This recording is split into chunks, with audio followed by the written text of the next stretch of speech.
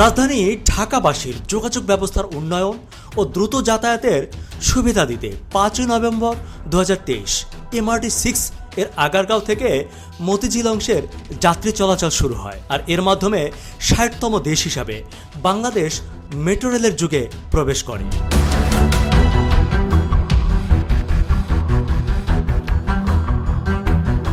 Dhaka Mass Transit Company Limited এই metro রেলের নিয়ন্ত্রক সংস্থা।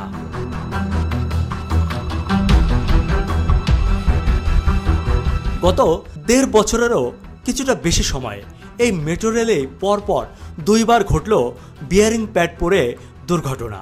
প্রথমবার কোনো হতাহতের ঘটনা না ঘটলেও গত 26 অক্টোবর রবিবার এক পথচারী নির্মমভাবে ঘটনাস্থলে নিহত হন। আহত হন আরও 2 জন।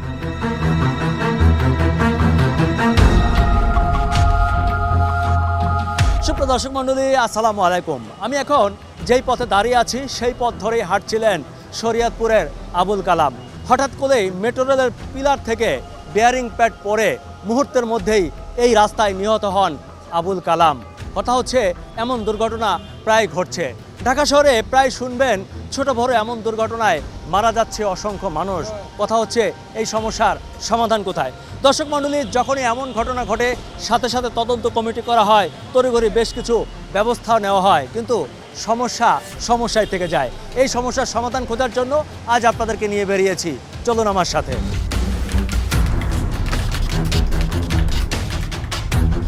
দর্শক, এটি ঢাকা মেট্রো রেলের ফার্মগেট খামারবাড়ির অংশ। এই অংশে সংসদ ভবনের এরিয়া থেকে খামারবাড়ি ও ফার্মগেটের মাঝে রয়েছে ইংরেজি এস আকৃতির 2টি বাঁক। আর এই 2টি বাঁকেই ঘুরে ফিরে ঘটছে দুর্ঘটনা। হ্যাঁ, এটি 433 নম্বর পিলার। এই পিলার থেকেই সেদিন বেয়ারিং প্যাড খুলে পড়ে ফুটপাতে।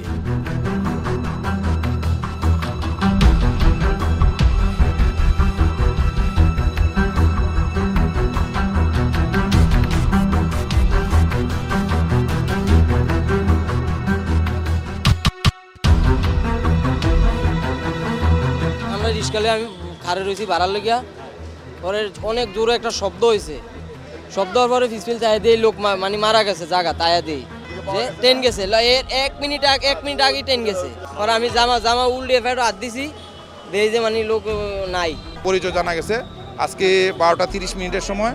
এটা 433 নম্বর পিলার মেট্রো রেল স্টেশনের উপর থেকে একটি বেয়ারিং প্যাড বলে এটাকে, বেয়ারিং প্যাড পরে একজন পথচারী যার নাম আবুল কালাম, ওনার বাড়ি হলো শরীয়তপুরে, ওনার মাথার উপরে পড়ে এবং উনি স্পট ডেথ হয় ঘটনাস্থলে। তদারকি করা হয়, সবই করা হচ্ছে, ইনভেস্টিগেশন করা হয়েছে এবং এটার যে চেক করা দরকার ওটাও করা হয়েছে। অ্যাক্সিডেন্ট হয়েছে, আমাদের কাজ হলো যাতে অ্যাক্সিডেন্ট আর না হয় ওটার প্রতিরোধ করা। নিহতের সমস্ত দায় দায়িত্ব আমরা গ্রহণ করব, মেট্রো রেল গ্রহণ করবে। প্রাথমিকভাবে পরিবারকে 5 লক্ষ টাকা সাহায্য দেওয়া হবে, নিহতের পরিবারকে দেওয়া হবে। এরপরে নিহতের পরিবারে যদি কোনো কর্মক্ষোভ থাকে তাকে মেট্রো রেলে চাকরি দেওয়া হবে। এই যে যারা আহত হয়েছেন তাদেরকে আমি একটু পরে দেখতে যাব এবং তাদের জন্য যে চিকিৎসার জন্য যা কিছু দরকার সেটা আমরা করব। তৃতীয় যে জিনিসটা হচ্ছে যে এই ঘটনাটা কেন ঘটলো সেটার জন্য আমরা একটা তদন্ত কমিটি গঠন করেছি। তদন্ত কমিটির প্রধান হবেন ঢাকা মেট্রোর আগের যে ম্যানেজিং ডিরেক্টর এবং বর্তমানে আমাদের সেতু সচিব জনাব রৌফ। 2 সপ্তাহের মধ্যে কমিটি রিপোর্ট দেবে। মানুষের জীবন সত্যি সহজ ও সস্তা। এই শহরে কে কখন মারা যাবে কেউই বলতে পারে না। কিভাবে মারা গেল, কেন মারা গেল তা হয়তো সে নিজেও জানে না। এটাই আমাদের শহর জীবনের বাস্তবতা।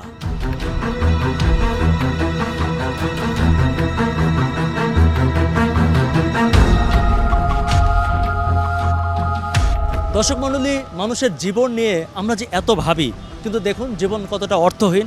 এখানে মাত্র কয়েকদিন আগে মানুষটা নিহত হলো। এখানে একটি 4 কোণা দাগ দিয়ে রাখা হয়েছে, অর্থাৎ এখানেই একটা মানুষ মুহূর্তে মৃত্যুবরণ করেছে। এইখানে এই 4 কোণা দাগটিও হয়তো আরও 2-1 দিনে মুছে যাবে, কিন্তু মানুষটি আর কোনোদিনও এই পৃথিবীতে আমাদের মাঝে ফিরে আসবে না। আসলে মানুষের জীবন তো এমনই, তাই প্রতিটি জীবনের মূল্য দিতে হবে, মূল্য দিতে জানতে হবে। কথা হচ্ছে কি এই বিয়ারিং প্যাড, কেনই বা বারবার সেটি খুলে পড়ছে? বিয়ারিং প্যাড মূলত পিলারের উপরে ভায়াডাক্টের সংযোগস্থলে বসানো থাকে। প্রতিটি পিলারের উপরে দুই দিক হতে আসা ভায়াডাক্টের মিলনস্থলে 4টি করে বিয়ারিং প্যাড লাগানো হয়। এটির মূল কাজ হচ্ছে কম্পন সহনশীল রাখা, পিলার ও ভায়াডাক্টের মাঝে ঘর্ষণ রোধ করা, ভায়াডাক্টের স্থানচ্যুতি রোধ করা এবং অবকাঠামোর স্থায়িত্ব রক্ষা করা। বিয়ারিং প্যাড উন্নত মানের রাবার, অ্যালুমিনিয়াম ও স্টিলের মিশ্রণে তৈরি হয়, যার প্রতিটির ওজন 140 থেকে 150 কেজি। ঢাকা মেট্রো রেলে মোট পিলারের সংখ্যা 620টি। প্রতিটি পিলারের উচ্চতা কম বেশি 13 মিটার, আর এর মধ্যে 206টি পিলারে 4টি করে বিয়ারিং প্যাড রয়েছে। ঢাকা মেট্রো রেলে মোট বিয়ারিং প্যাডের সংখ্যা কম বেশি 2066টি। কথা হচ্ছে এত প্রয়োজনীয় একটি যন্ত্রাংশ এত ঠুনকো হবে কেন? কেনই বা এভাবে ছুটে পড়বে?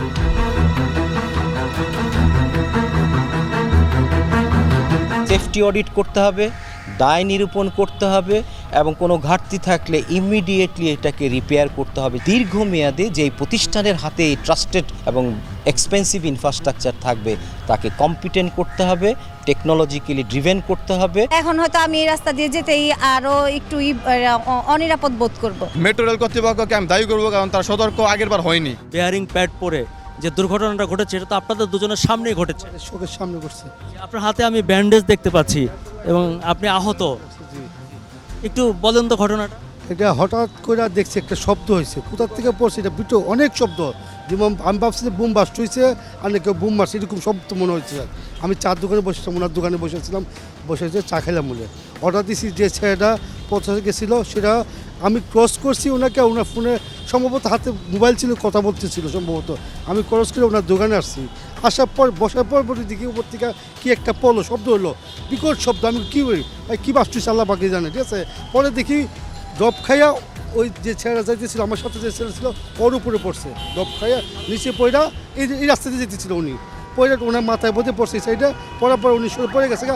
আমি ভাই আমাদের কাছে আসতেছে জিনিসটা। পরে ওনার দোকানে গ্লাস ছিল, গ্লাসটা ভাঙা সে পিছন দিকে ব্যাক করছে, সে ভাঙা এদিকে ব্যাক করার পরে এদিকে আমার মুখে লাগতেছে। পরে আমার দু হাত দিয়া এই জিনিসটা পাশে ফিরেছি, ফিরার পরে আমার দেখি ওনার রক্ত যে চোখা দেখতেছি, আমার চোখ গেছে ওর দিকে, ওটা যে আসতেছে ওটাও দেখতেছে, আমার চোখ দিয়ে দেখতেছে লোকটা যে রক্ত যে পড়তেছে কল করে, মানে কলের পানি চাপ দিয়ে যেরকম পড়ে সেরকম পানি পড়তেছে, রক্ত পড়তেছে। তখন আর আমার জ্ঞান নাই, মানে আমার অজ্ঞানের মতো হয়ে গেছি গা।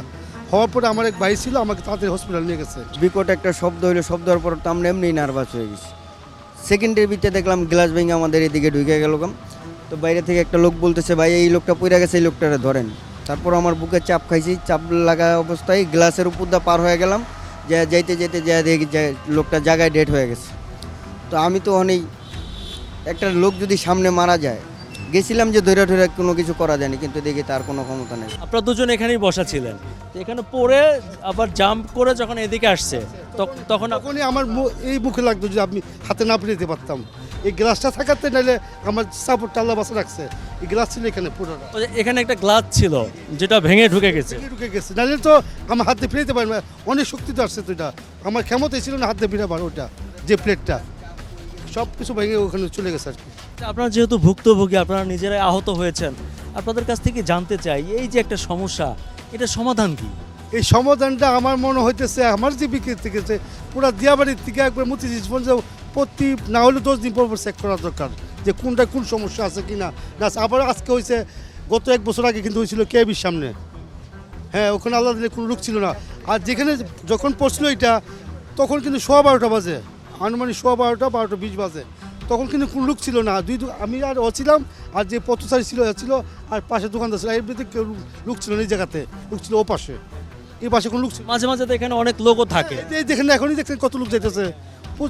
এই জায়গার মধ্যে 200-300 লোক থাকে, 100-150 গাড়ি থাকে, রিক্সা। এরকম একটা ভিড়ের মধ্যে পড়লে তো আল্লাহ নিজে হাতে এই জায়গাটা পরিষ্কার করছে, পরিষ্কার করে তুমি মনে করো আল্লাহর ইশারা না থাকতে হয়তো কোনো কিছু হতো না। আল্লাহর ইশারা আছে বিধে আল্লাহ আমাকে বাঁচা রাখছে। এর আগে 1 বছর আগে যে দুর্ঘটনা ঘটছে, এরপরে কিন্তু আর কোনো এটা নিয়ে সিচুয়েশন ছিল না। যখন একটা ফের দুর্ঘটনা ঘটছে তখন এই জায়গাটায় খালি দেন দুইটা ব্যান্ড দিয়ে গেছে, অথচ আর কোনো জায়গায় কোনো লাইনে কাজ করতে আসে না। আজকে এই জায়গায় ছুটছে, এই ট্রেনের চাপ পড়াতে কালকে আরেক জায়গায় ছুটবে না, এর তো কোনো গ্যারান্টি নাই। আর যে জায়গাটা দিয়েছে রেল লাইনটা, এই জায়গাটা দেওয়া মানে যে রাস্তার উপর দিয়ে দিয়েছে, সব সময় লোকজনের চলাচল আসি, লোকজনের চলাচল থাকা অবস্থায় যদি তারা কাজ কাম না করে এর দুর্ঘটনা তো ঘটতেই থাকবে। আজকে এখানে ঘটছে, কালকে বিজয় সরণি ঘটবে, পরশুদিন মিরপুর 10-এ ঘটবেই স্যার। এটাই কাজেই এদের এটা নিয়ে পদক্ষেপটা নেওয়ার দরকার যে প্রত্যেকটা রাবারের মাথায় এদের একটা করে ব্যান্ড দেওয়ার দরকার, যে যাতে রাবারটা ছুটে গেলেও ওইটা দিয়ে আর কোনো দুর্ঘটনা না ঘটে।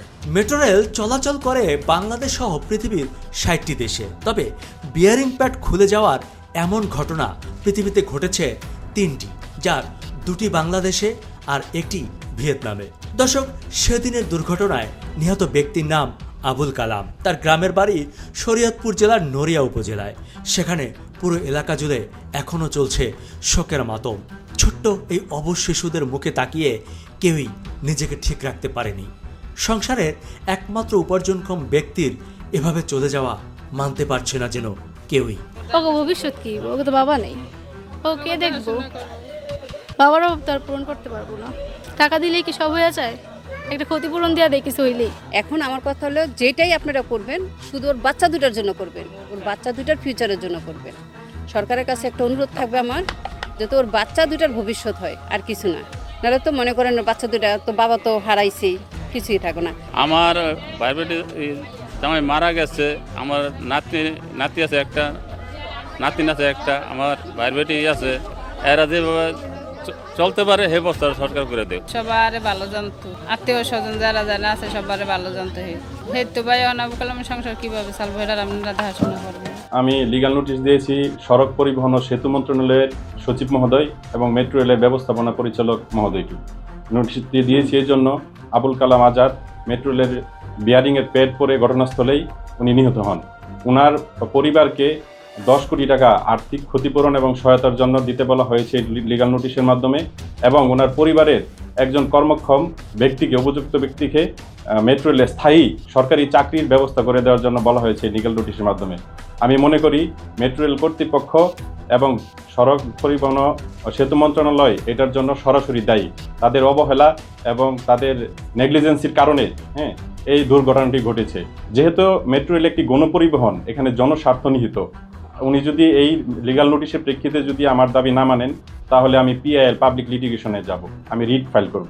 মেট্রো রেল, ফ্লাইওভার এই বিষয়গুলোর নির্মাণের ক্ষেত্রে যেরকম সেফটি ফার্স্ট একটা থিওরি মেনটেন করা হয়, ঠিক সেরকম রক্ষণাবেক্ষণের ক্ষেত্রেও সেফটি ফার্স্ট এই বিষয়টা আগেই বিবেচনা করা উচিত।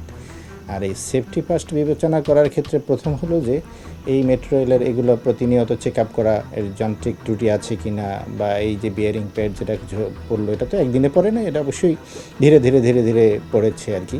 তো এই বিষয়গুলো নিয়মিত চেক আপ করা উচিত, দেখা উচিত, যাতে কোনোটা ত্রুটি বিচ্ছুটি হলে আগেই সেরে নেওয়া যায়। আমাদের দেশে যেটা হয়, একটা দুর্ঘটনা ঘটার পরে এটা নিয়ে আলোচনা হয়, টকশোতে আলোচনা হয়, নিউজ হয়, তাকে 2 লাখ 5 লাখ টাকা ক্ষতিপূরণ দেওয়া হয়। কিন্তু একটা মানুষের জীবনের মূল্য কি 2 লাখ 5 লাখ টাকা? একটা পরিবার, 2টা ছোটো ছোটো সন্তান, তাদের এই 2 লাখ 5 লাখ টাকা দিয়ে তো হয়তো সাময়িক একটা সান্ত্বনা দেওয়া যায়, কিন্তু দীর্ঘমেয়াদী তো এটা কোনো সমাধান না। আর এরকম ঘটনা অহরহ ঘটতেছে শুধুমাত্র একটাই, যে ওই রক্ষণাবেক্ষণের অভাব। একটা 2 বছর আগে উদ্বোধন হয় একটা মেট্রো রেল, সেই মেট্রো রেলে এখনই এরকম একটা দুর্ঘটনা ঘটা অনাকাঙ্ক্ষিত। তার মানে এখানে কর্তৃপক্ষের তদারকির যে একটা দুর্বলতা, সেটা সুস্পষ্ট। সরকারের এক ধরনের গাফিলতির কারণে আমি বলবো যে এত বড় একটা দুর্ঘটনা ঘটলো, এবং যার পরিপ্রেক্ষিতে একটা মানুষ চলে গেল, ইনস্ট্যান্ট মারা গেল। তার যে পরিবার, ছোটো ছোটো 2টি বাচ্চা আছে, এই পরিবার এখন কি করতে পারে? এই পরিবার কি আইনের আশ্রয় নিতে পারে? অবশ্যই আইনের আশ্রয় নিতে পারে। এই কর্তৃপক্ষের অবহেলার কারণেই তো এই জীবনটা চলে যাওয়া। সেক্ষেত্রে অবশ্যই তার পরিবারের যারা আছে তারা তো অবশ্যই আইনের দ্বারস্থ হইতে পারে, কারণ তাদের তো এখানে কর্তৃপক্ষের ত্রুটিটাই হলো মুখ্য। সেই কর্তৃপক্ষে যাতে ভবিষ্যতে এরকম কোনো দুর্ঘটনা না হয়, নিয়মিত রক্ষণাবেক্ষণটা যাতে তদারকিটা করা হয়, এবং এই পরিবারটাও যাতে ভালোভাবে চলতে পারে, সরকারের এরকম একটা পদক্ষেপ নেওয়ার জন্য অবশ্যই তারা আইনের আশ্রয় নিতে পারে, আইনের দ্বারস্থ হতে পারে।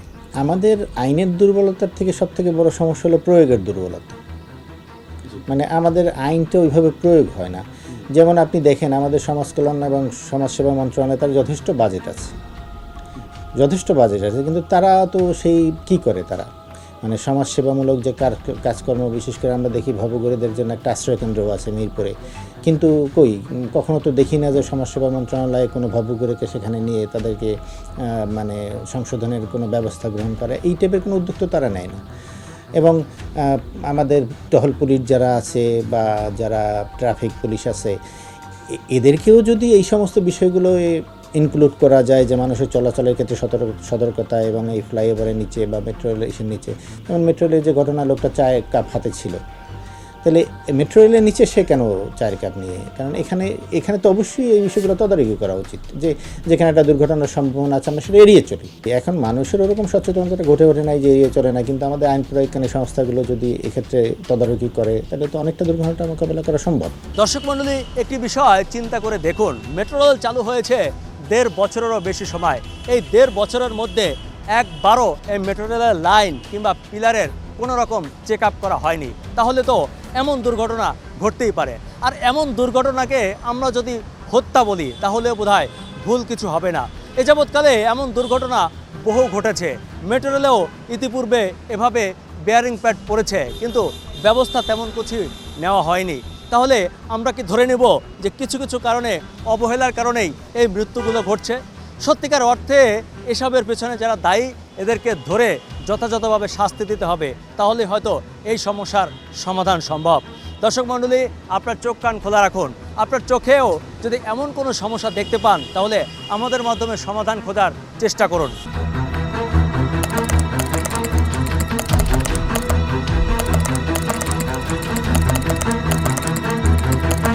আজকের মতো বিদায় নিচ্ছি। দেখা হবে অন্য কোথাও, অন্য কোনো বিষয় নিয়ে।